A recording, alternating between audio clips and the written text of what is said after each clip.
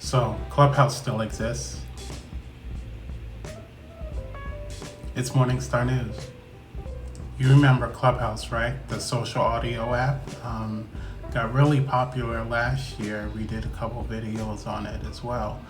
Kind of following what this whole social audio craze was back then. Clubhouse, so what they're in the news for today is they finally have a web version. We never were really confident that social audio apps would really catch on. We do like what Twitter is doing with Twitter Spaces, and they're really interacting with the community in those spaces to give, receive feedback, help build up the Twitter Spaces. So yeah, we're talking about Twitter Spaces, right? But this is about Clubhouse. So is Clubhouse even relevant anymore, right? That's kind of the question.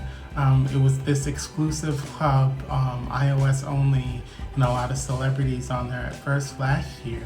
And then they finally got to Android, and now you see a year later, they're finally getting to the web, and this is still just an experimental feature. We feel like Clubhouse, they had a big opportunity in this space, but they really didn't do anything with it. We think of Twitter Spaces and the Clubhouse rooms as kind of mobile podcasts. You can talk back to them, right?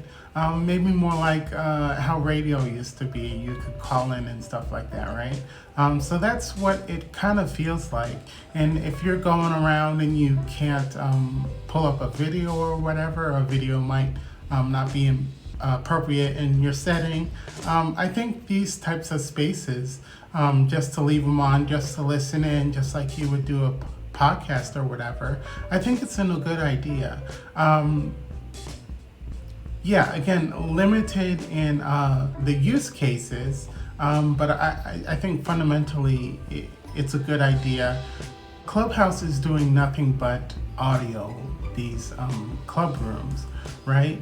And where we feel that fails is that that's all they're doing. They don't have any kind of messaging system.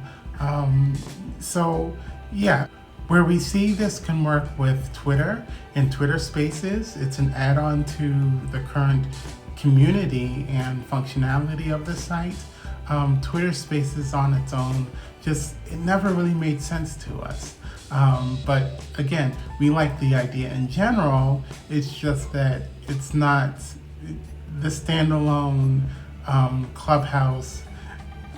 They didn't do it right. They didn't roll it out right. And then, they had the privacy issues early on. But then, they didn't really do anything with it. And yeah, we're still in the middle of a pandemic and people are still working from home and stuff. And a lot of that's not going away. But I feel like the things like Zoom, Google Meet, and again, Twitter Spaces with the built-in user base already, things like that, I think those are where the staying power is.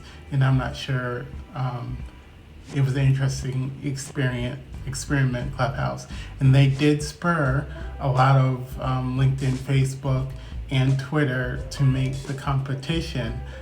So thanks for that, but I'm not sure Clubhouse is gonna be much of a player. Maybe in some kind of niche, or again, the celebrities were there at first. Maybe there was something like that. You go there because Twitter is just anybody, right? But Clubhouse could be for the elite or whatever you want to say. But I don't know if they're going to be sticking around, but they're still doing stuff. And so we wanted to bring you that news because that's something we had been covering back in 2021. So yeah, that's all we've got for you today. What do you think about Clubhouse? And Twitter Spaces in particular, because we're kind of interested in the Twitter Spaces. We like just putting something on in the background while we're working or while we're doing something else. And if we have anything to contribute, right, we can raise our hand and contribute there as well. It's an option, right? So yeah, just curious what people think about these social audio, not necessarily standalone apps, but integration with other social media services, or is like Discord all you need, right? So yeah, that's all we got for you today, and take care.